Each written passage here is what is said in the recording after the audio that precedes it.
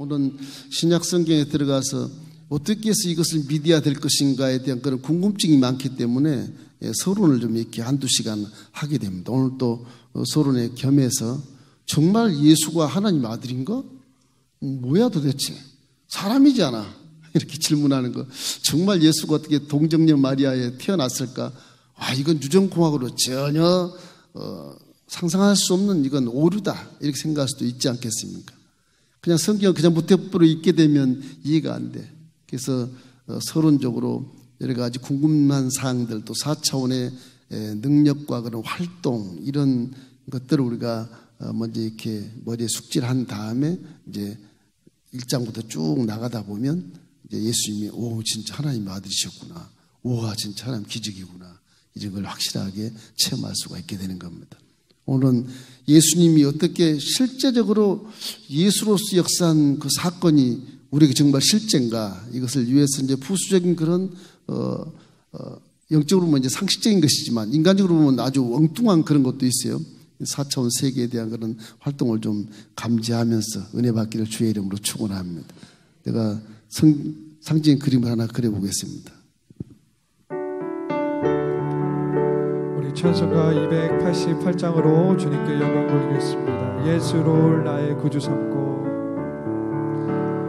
예수를 나의 구주 삼고 성령과 피로써 거듭나리 이 세상에서 내 영혼이 하늘의 영광 누리도다 이것이 나의 간증이요 이것이 나의 찬송일세 나 사는 동안 끊임없이 구주를 찬송하리로다. 신약시대 예수님은 어떤 예수님이냐? 구약의 기반을 둔 예언과 구약의 하나님의 뜻을 가지고 이제 실제 때가 돼서 말씀이 육신이 돼 내려오는 거예요. 하나님이 말씀이거든요. 말씀. 난 스스로 있는 자 아니라 하나님 말씀이에요. 형체가 사실은 없는 분이에요. 그 성경의 창세기에 내 형상과 모양대로 지었다 그래서 사람을 보면 오 하나님 닮았구나 이렇게 볼 수가 있는 거예요. 그죠? 다 이게 창세기부터 기록이 되어 있는 것이거든요. 이렇기 때문에 신약에는 이제 그 말씀인 하나님이 형상이 있어. 여러분 형상이 여러분 형상. 그전에 형상이 없는 것처럼 보였으나 형상이 다 있어요. 우리와 같은 형상대로 사람을 만들었으니 사람 모습이 사실 하나님 얼굴입니다. 얼굴. 그 천사도 사람 비슷하게 만들었어요. 천사는 사람이 아니에요. 그래서 하나님 말씀이 전능하신 능력 어떻게 사람으로 나올 수 있어? 원래 하나님은 전능하시거든요. 모르는 것이 하나도 없고 할 수 없는 일이 하나도 없어서 다 할 수 있고 다 아시는 아주 천상천하 우주 중에 한 분 딱 유일하신 창조주 하나시거든요. 그리고 그분은 안 보이는 4차원 세계에서도 능히 우주를 이렇게 잘 섭리하시고 보이는 3차원 세계에 내려오셔도 육신으로 보여서도 얼마든지 행사할 수 있는 그런 분이기 때문에 시간과 공간을 초월한다. 우리는 시간에 제한되어 있고 공간에 제한되어 있지만 하나님은 그렇지 않다는 것을 반드시 믿으셔야 됩니다.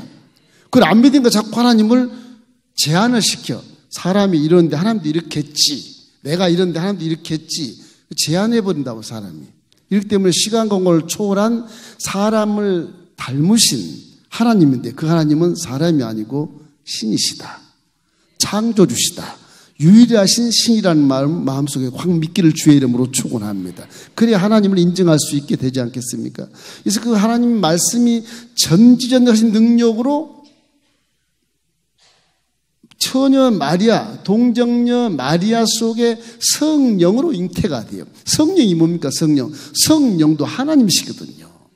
우리가 구분해서 얘기한 것뿐이지 성령도 하나님이시라고요. 삼위일체에 대한 것이 민목사가 교수도 되고 목사님도 되고 할아버지도 되고 그런 것처럼 한 위가 한 분이 새 위를 갖고 있다. 그래서 우리에게 설명할 수 있고 세밀하게 근거를 제시할 수 있도록 하나님이 성령으로 잉태된 것으로 나타납니다. 이것이 구약에 다 나와요. 우리의 형상대로. 하나님이 한 분이라면 내 형상대로 그러니까 왜 우리의 형상대로 지음을 지어요? 우리라는 말이 그 새 육격을 포함해서 삼위일체로 이렇게 말씀하신 것입니다. 그 육격의 삼위가 성령이 하나님이세요. 하나님의 영이 동정의 마리아의 잉태를 하게 됩니다. 사람을 흙으로 빚어 창조하신 그가 동정녀 마리아 잉태하지 못하겠습니까? 얼마든지 할 수 있거든요. 얼마든지. 그렇게 해서 마리아의 아들로 태어나서 결국 이제 30세 이후에 공생애를 통해서 우리 모두 인류의 죄를 다 짊어지고 가신 아주 완벽한 사람에다가 완벽한 신성을 가지고 오신 하나님이 이 땅에 이제 가시적으로 눈에 보이게 들어오신 분이 누구냐? 예수 그리스도다. 예수님은 누구예요? 하나님이 눈으로 보게 지금 내려오신 거예요. 보게. 이러므로 실제한 예수.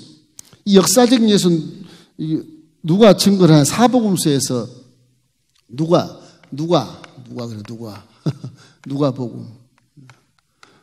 누가복음이 증거를 해줘요. 첫 번째로. 누가는 누구냐? 사도 바울 잘 아는 여러분, 사도 바울의 수제자인데 이분은 의사예요. 유대인이 아닙니다. 헬라인이에요. 이방 사람이에요. 로마 제국 시대지만 이방 사람으로서 유대인 사도 바울이 예수를 믿고 의지해서 귀신을 쫓아내고 병든 자를 고치고 죽은 자도 살리는 기가 막힌 일을 하고 감옥에 들어가서 착고가 척 풀어지고 지진이 일어나고 하나님의 역사는 그런 놀라운 일들을 다 누가가 보고 함께 기록하는 겁니다. 바울이 병이 좀 있었어요. 더욱더 누가가 의사로 필요했던 것 같아요. 바울의 안질이라 그러는데 혹자는 다른 병이라고 하긴 하지만 그 누가가 의사로서 바울을 로마 감옥에서까지 계속 일생 동안을 그를 위로하고 치료하고 그리고 함께 사역을 동행해서 바울이 한 모든 행적을 누가가 다 기록합니다.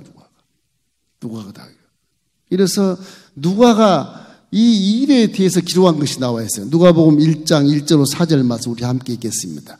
우리 중에 이루어진 사실에 대하여 처음부터 목격자와 말씀의 일꾼된 자들이 전하여 준 그대로 내력을 저수로 하려고 붓을 든 사람이 많은지라. 그 모든 일을 근원부터 자세히 미려 살핀 나도 데오빌로 각하에게 차례대로 써 보내는 것이 좋은 줄 알았노니 이는 각하가 알고 있는 바를 더 확실하게 하려 합니다. 저는 아주 데오빌로 각하 로마의 관리입니다. 로마의 높은 관리에게 예수가 누군가를 아주 그냥 확실하게 가르쳐주기 위해서 성경 공부시키는 성경 공부를 시키는 편지가 바로 누가복음입니다. 로마 사람들이 어떻게 예수를 믿었을까? 지배자들이잖아요. 유대들은 다 식민지화돼서 종들이거든요. 근데 그 종들을 통해서 메시아가 나온 것을 로마 고관이 믿어. 신기하잖아요. 왜 그런지 아세요? 근거가 확실하기 때문에 믿는 거예요. 무슨 멍뚱하게 그냥 믿어볼까? 그런 게 아니에요, 이게.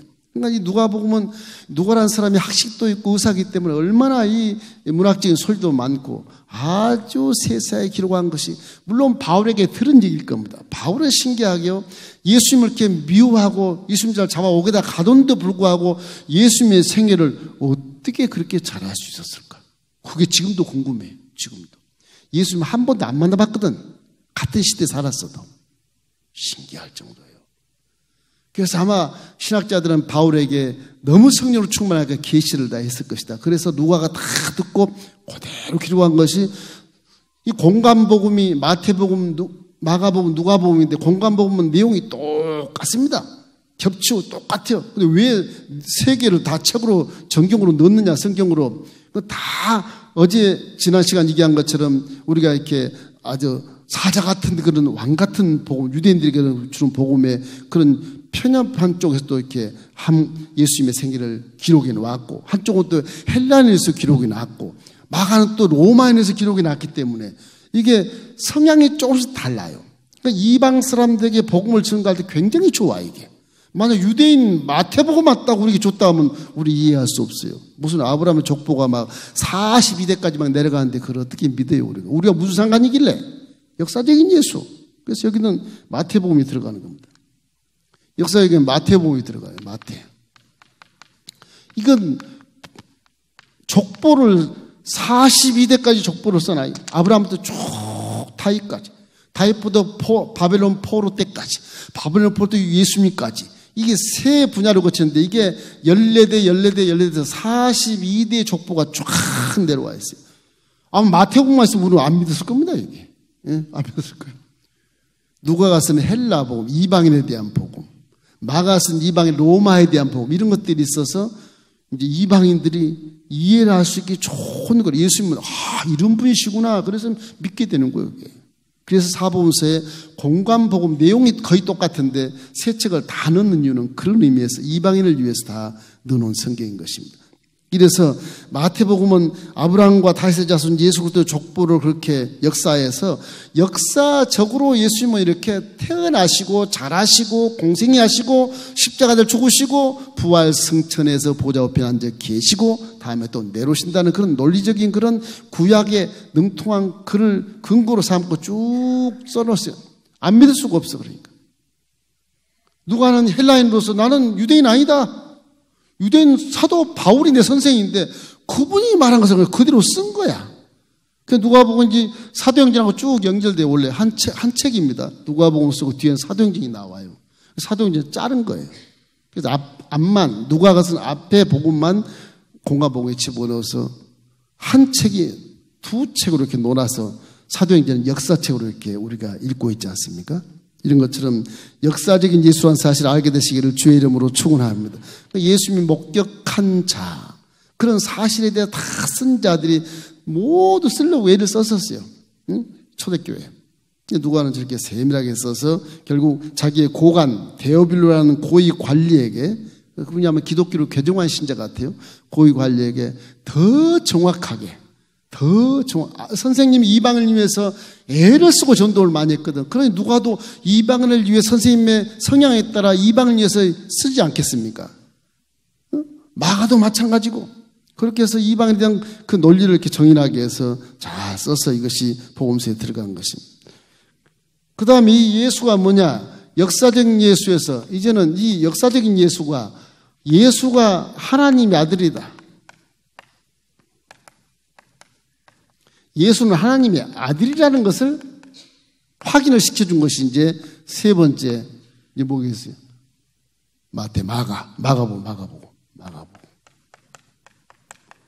마가는 누구냐? 마가는 베드로의 제자예요, 베드로. 원래는 마가가 누가보다 먼저 바울의 제자가 됐습니다, 원래. 제자는 아니죠. 바울을 따라서 선교를 하면서 제자가 될 수 있는 가능성이 컸던 사람이거든, 마가가. 이 로마 말을 잘해요, 마가가. 유대인인데요. 근데 이 마가가 복음을 썼을 때 베드로와 함께 로마에 가서 선교하면서 로마인들을 그렇게 마가가 사랑을 했어요. 나중에는 로마에 있는 옛날 선배, 바울 선생, 감옥에 있을 때도 찾아가고 마가가 바울에 대한 그 사역에 많이 동조를 했어요. 나중에 바울이 저 원수 같은 놈처럼 1차전에 싸우던 그 마가 요한이 부자거든요. 신화식에 얘기했죠. 부잣집 아들이에요. 부잣집 아들이었는데 같이 왔으면 좋았을 거. 너무 성격이 막 다르다 보니까. 일단 헤어졌는데 이제 베드로 제자로 들어가서 마가가 로마에서 만나니까 그 바울 선생이 너무너무 귀하고 존경스럽거든요. 함께 한 복음으로 하니까 거기서 많이 서로 도와서 그 주위의 120이랄지 로마 전체에 대한 이런 전도를 같이 합력하다 보니까 결국 바울 선생이 디모데 후서에 디모데는 굉장히 어리거든요. 디모데 어린 목사에게 이 마가 요한도 나에게 굉장한 기묘한 사람이란다. 이렇게 성경에 표시를 해놨습니다. 원수는 없어요. 옛날 원수가 현재 또 친구가 될 수가 있어. 하나님의 사랑으로 이렇게 나가면 다 아름답게 살 수 있게 되는 겁니다. 이 마가복음 1장 1절에 하나님의 아들 예수 그리스도의 복음의 시작이라 그렇게 시작을 해요. 하나님의 아들 예수 그리스도의 복음으로 이렇게 시작을 해요. 마가는 딱 서론이 그렇습니다. 하나님의 아들로 딱 인정해 버립니다. 그 인정한 것을 누가 아주 명확하게 설명을 하느냐? 요한복음이 설명을 해요. 요한복음. 요한은 누군가요?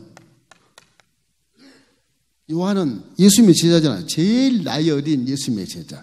예수님 옆에 딱 기대는 그런 모습의 그림을 보지 않습니까? 사랑받는 제자 그런 거죠. 요한. 이 요한이 나중에 바모섬에 가서 계시를 받아 요한계시록을 봤는데 다른 제자들은 다 순교했는데 요한만 순교 안 해. 요한은 그냥 숙환으로 돌아가세요. 숙환으로. 뭐 얘기 들으면 90세 돌아가셨다 그렇게 말씀하시는데 이 요한복음 1장에 보면 기가 막히게 있어요. 요한복음 1장 우리 한번 읽어볼까요? 자, 태초에 말씀이 계시니라. 이 말씀이 하나님과 함께 계셨으니 이 말씀은 곧 하나님이시니라. 저 말씀을 쭉 보면 태초에 말씀이 계신 건 하나님이시. 아무도 없었어. 이 저 태초란 말은 이 신학적으로 들어가다 보면 우리 에덴동 창조한 이전의 태초를 얘기합니다. 이전의 태초. 모세가 누구라고 할까요? 스스로 있는 자 아니라 옛날부터 계시던 그분. 무에서 딱 혼자 계시던 그 스스로 계신 자, 창조주. 유일하신 하나님. 그 하나님이 태초에 말씀이 이렇게. 그러니 하나님은 말씀이 말씀. 그죠? 하나님 말씀. 왜 말씀으로 천지를 창조했습니까? 응? 하나님 막 손으로 일해서 꽃을 만들어서 이렇게 하는 게 아니라 말씀으로 장미꽃아 드러날지어다. 너는 빨간 꽃으로, 너는 노란 꽃으로, 너는 흰색으로 드러나라. 벌써 말씀도 디자인이 다 돼 있는 겁니다.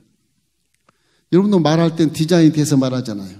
그리고 이 내용이 옷을 입고 말소리로 나오는 거예요. 그 말씀이네, 말씀. 그 말씀이 곧 하나님이시라. 그렇게 말씀했잖아요. 근데 그 말씀이 누구냐? 예수 그리스도라는 거예요. 말씀이. 그러면 복음서다. 그래서 네 분이 이 기록했기 때문에 성령으로 충만해서 네 분이 기록한 것이기 때문에 사복음서다. 그래서 사복음서. 그래서 이 누가복음과 마태복음과 마가복음은 다 이렇게 공관복음이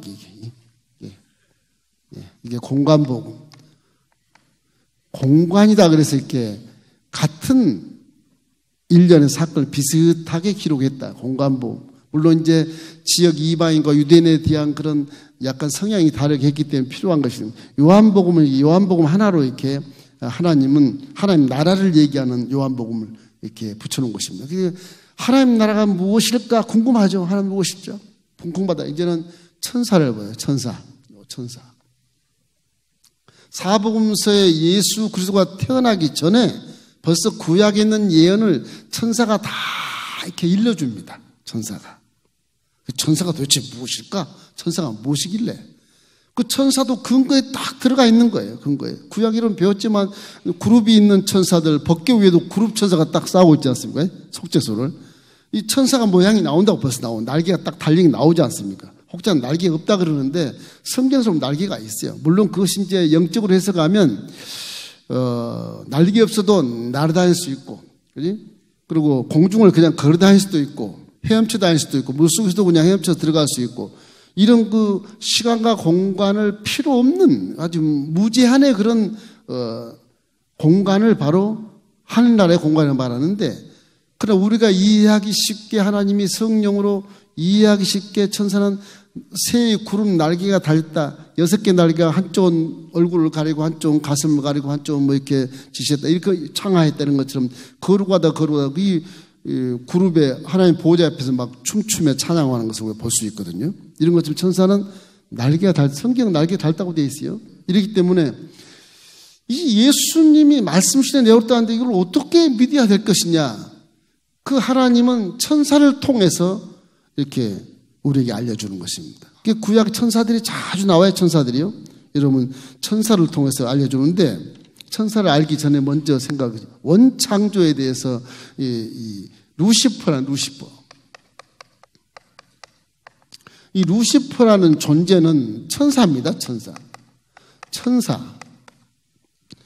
루시퍼는 원래 하나님 보호자에서 저 성가대처럼 찬양을 하면 전부 천사들이고 성가대가 다 천사들이에요. 날개 달린 천사들이야. 그 천사의 지휘자가 루시퍼예요. 루시퍼가 하나님 보좌에 딱 앉아서 막 영광을 받고 화려하고 너무너무 멋있거든요. 그 루시퍼는 누구냐? 하나님이 창조한 피조물이에요. 천사들은 시집도 안 가고 장가도 안 가고 그들 숫자 그대로입니다. 번성하지 않습니다. 그대로입니다. 성경의 어떤 그런 성향을 봤을 때 그대로예요. 남자도 아니고 여자도 아니야.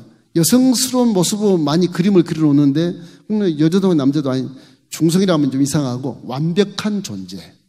완전한 존재예요. 영원히 사는 완전한 존재인 것입니다. 이 천사가 루시퍼가 하나님 보좌와 비교해서 대적을 함으로 하나님이 너는 쫓겨나게.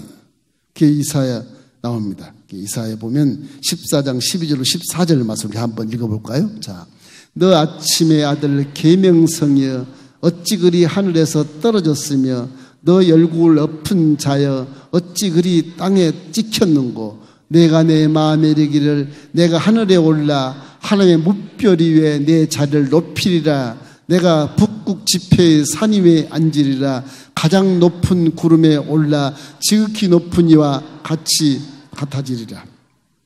하나님과 같아지겠다. 그렇게 돼요. 그래서 땅에 찍힌 게 됩니다. 저 이사야 선지자가 기도하는 중에 계시를 받은 거예요.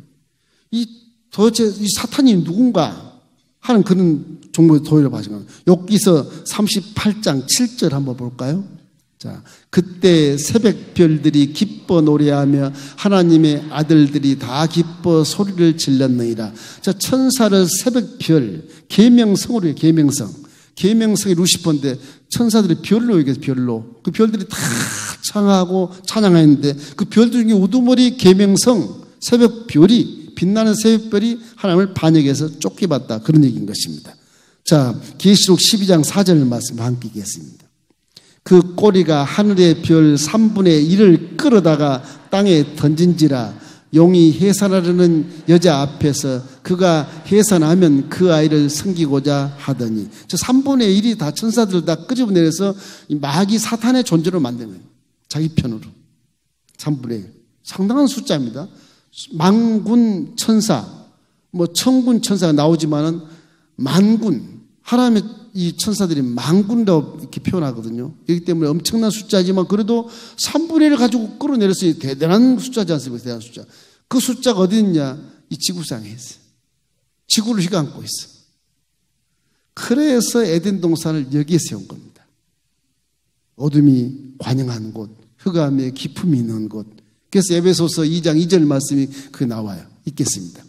그때 너희는 그 가운데서 행하여 이 세상 풍조를 따르고 공중 권세 잡은 자를 따랐으니 곧 지금 불순종의 아들들 가운데서 역사하는 영이라. 그 불순종의 아들들이란 그 사단 루시퍼의 모든 종자들이 이 지구상에 떨어져 가지고 캄캄한 데서 공중 권세를 잡고 있기 때문에 창세기에 보면은 하나님이 빛이 있으라 하시며 좋았다 하시. 인물과 아랫물을 나뉘어라. 그리고 좋았단 말이 하나도 없어요. 공중 권세의 마귀의 처소로 해서 좋았단 말이 없습니다. 거기만. 5번만 딱 좋았다는 말이 있어요.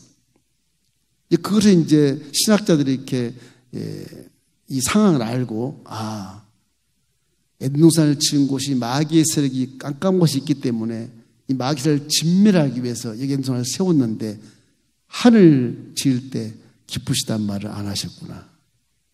그래서 에베소서에 보면 이 공중을 세운 마귀들의 어떤 세력 속에 살기 때문에 불순종의 아들들의 영이라고 말하는 것입니다. 그러니까 사람도 범죄해서 그 후에 여기에 떨어졌단 말이야. 사람들이 쫓겨난 곳이 이곳이요. 쫓겨나다 보니까 마귀들이 다 휘잡고 있어. 왜? 죄 속이니까 이리 떨어질 수밖에 없는 거예요. 죄 속이니까. 하나님 거기다가 쫓겨날 수밖에 없는 거거든요. 죄 속에 들어가서 이 마귀의 종자들이 다 돼버리는 거예요. 사람들이. 생각도 악하고 보는 것도 부정적으로 보고 말도 부정적으로 하고 손과 발도 부정적으로 가고 어두운 곳에 기어 들어가고 서로가 경계하고 서로가 분리하고 또 불신해서 막 싸움이 일어나서 이 세계 역사가 다 피나는 전쟁 역사를 기록할 수밖에 없는 그런 저주 속에 떨어진 것입니다. 그걸 말씀하신 것입니다. 거기에 에덴 동산을 지으시고 그렇죠. 거기에 이제 하나님이 사랑하는 내 분신, 다 분신 그게 중요합니다. 모양을 담는 것도 중요하지만 여러분 속에 하나님의 영이 들어와 있던 그 영의 체, 영의 존재, 이것이 더 중요한 거예요. 이 영의 존재는 안 죽고 계속 살거든요, 영원토록. 여러분 눈 딱 뜨면 다 천국이면 계속 삽니다, 계속. 믿습니까? 계속 죽지 않아요. 우리 어머니 돌아가신다. 예수 믿으면 안 죽어. 예수 안 믿어도 안 죽어. 계속 지옥에 계속 있든지 천국에 계속 사는 거예요. 영의 존재는 그래요. 동물, 식물은 그렇지 않지만 영의 존재는 그런 것입니다. 이래서 우리가 살고 있는 세상이 이렇게 공중에서 잡은 마귀의 세력, 영역에 살기 때문에 이렇게 믿음도 지키기가 힘든 것입니다. 그러나 중요한 건 하나 있어요. 루시퍼 속에 이것은 다 하나님의 손 안에 있어.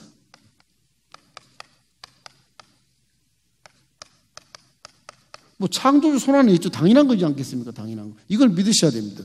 이런 귀신과 사단, 마귀는 하나님 손 안에 있는 것을 믿기를 주의 이름으로 축원합니다. 그래서 여러분이 해하려고 해도 그래 해하려고 하면 저 민목사를 내가 연단을 시켜야지. 그럼 허락해줘. 허락해줘. 저 해하려고 하는 사단에게 너 생명에는 손상이 없게 알겠습니다. 그러고 비웃으면서 가는 거죠. 연단을 시키고 넘어지고 쓰러지고 자빠지고 연단을 시키다가 이제 그 민목사의 믿음을 딱 보는 거예요. 그럼 믿음이 자랐으면 마귀 떠나가게 하고 이제 축복을 딱 주시는 거예요. 그런 도구로만 사용해. 대부분 마귀는 하나님의 손 안에 있기 때문에. 욥기서 1장 12절 말씀 자 읽어봐요.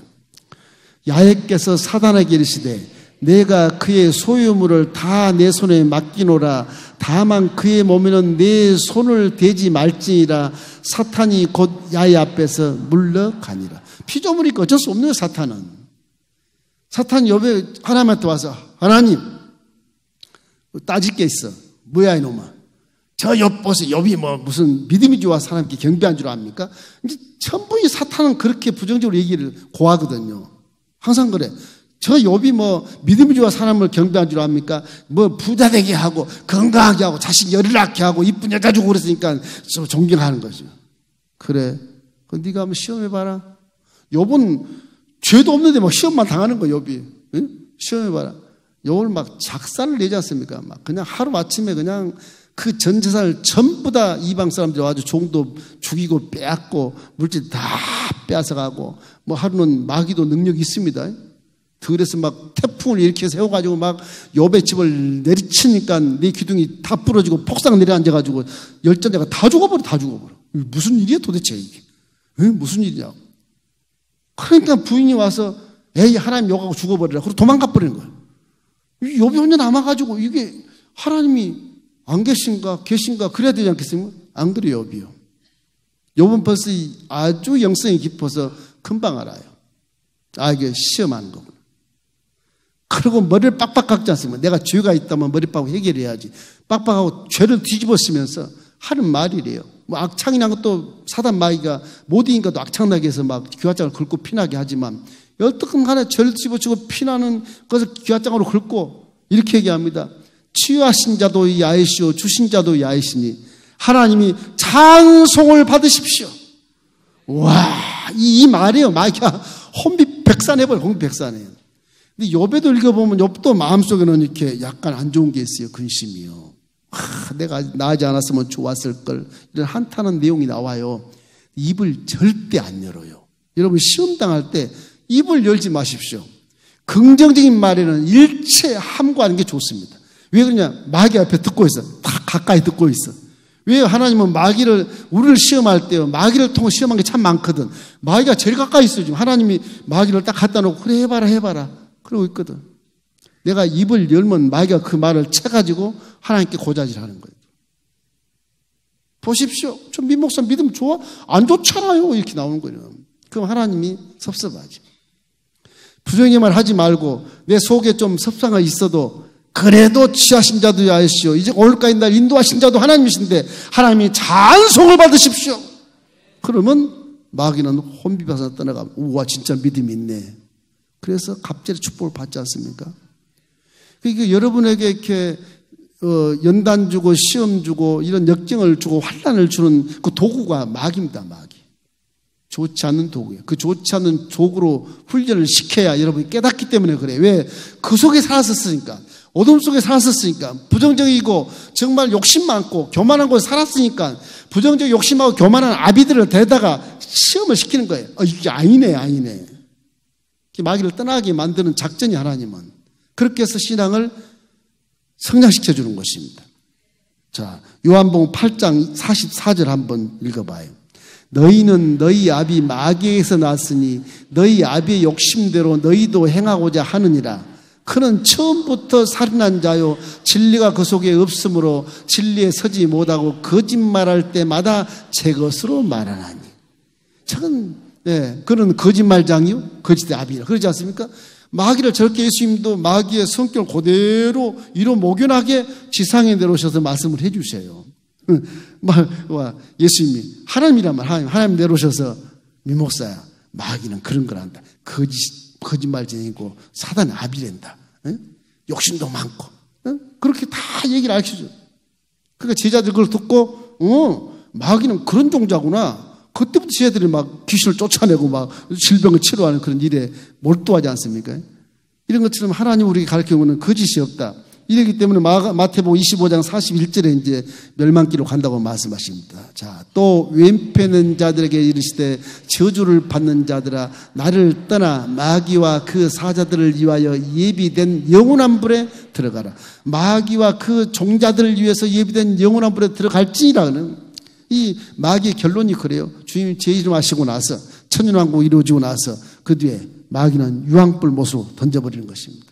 이렇기 때문에 우리는 이 마귀의 속성에 너무 이렇게 많이 이렇게 기억이 돼 있어가지고 예수를 믿어도 옛날 그 기억 때문에 자꾸 판단하고 옛날 기억 때문에 자꾸 욕심이 많고 교만하고 체면을 생각하고 뭐 이런 걸 생각하거든요. 그 마귀 생각들이 많거든요. 예수를 믿으면 그렇게 하지 말라는 것입니다. 이게 하나님이 우리를 태어나게 하실 때 어머니 복 중에서 영혼을 불어주는 겁니다. 영혼을 불어주고 10달 동안 있다가 태어날 때는 사명을 줘요. 그 다 믿지 않으나 믿나 다 그렇게 나와요. 나와서 사명을 감당하고 이제 가는 거예요, 사실은. 그런 와중에 오늘 믿는 자들 돕는 뭐냐? 천사예요, 천사. 천사를 지금 잘 못 그려놨는데 천사가 여러분의 앞길을 인도하고 여러분과 같이 계신 것을 믿기를 주의 이름으로 축원합니다. 그 이유 중에 하나가 뭐냐 하면요. 여러분 속에 성령이 함께 계십니다. 성령님이라고 하는 게 맞아요.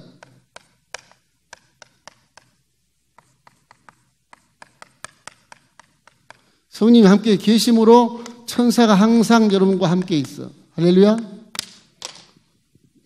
성령은 하나님이시란 말이에요. 하나님 영이 우수하게 계신단 말이에요.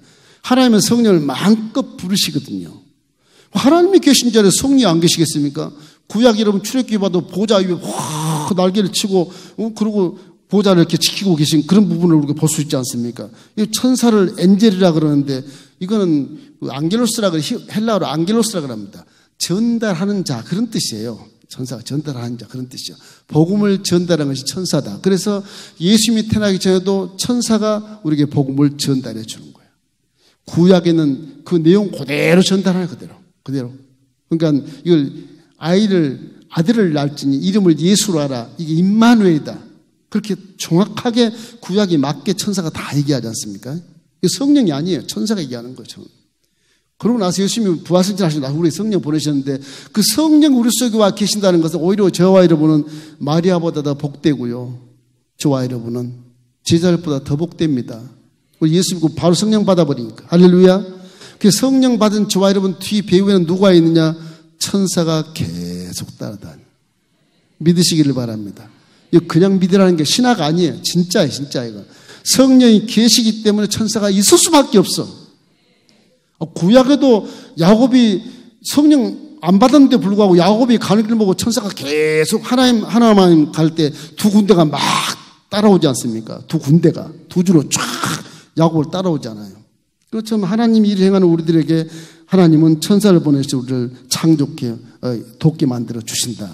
이렇기 때문에 항상 어떤 성령이 그함으로 지상의 천사들이 지금도 왕래하고 있다는 것을 믿기를 주의 이름으로 축원합니다.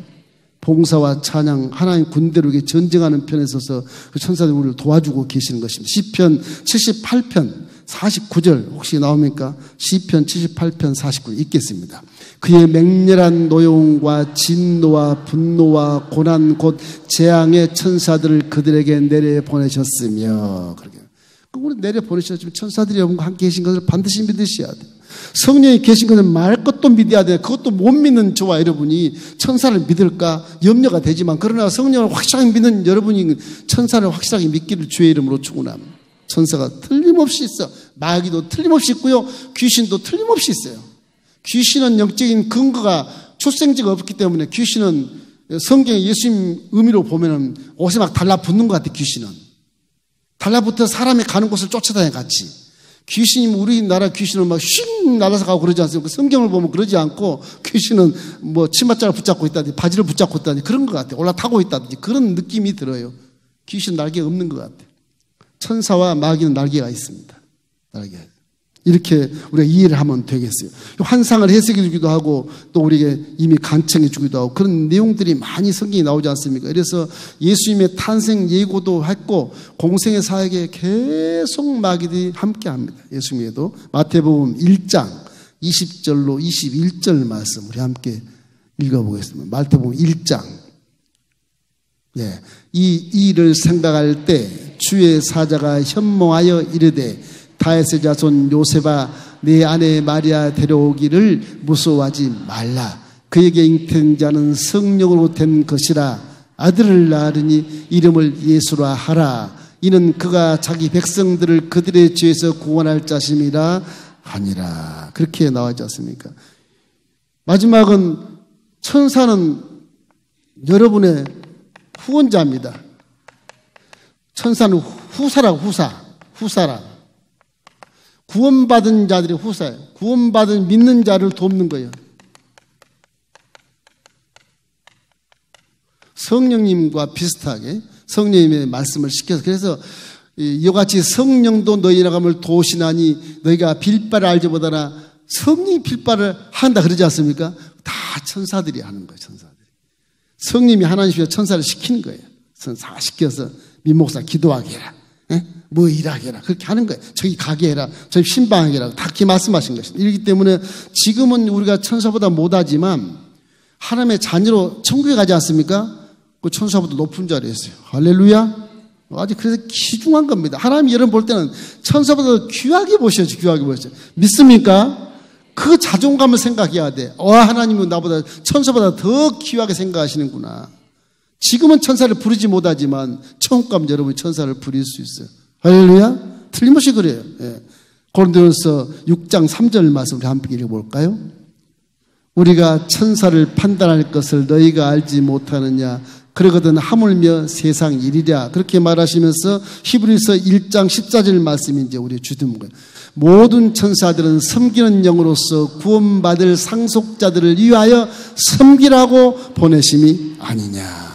그래서 여러분을 좋아할 이렇게 수호해주고 섬겨주는 것입니다.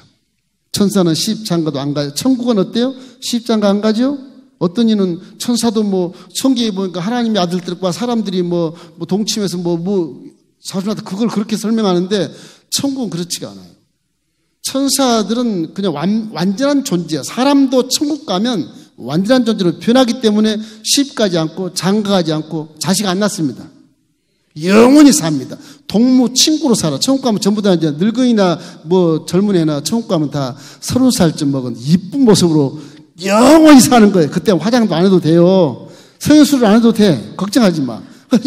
영원히 살 수 있어.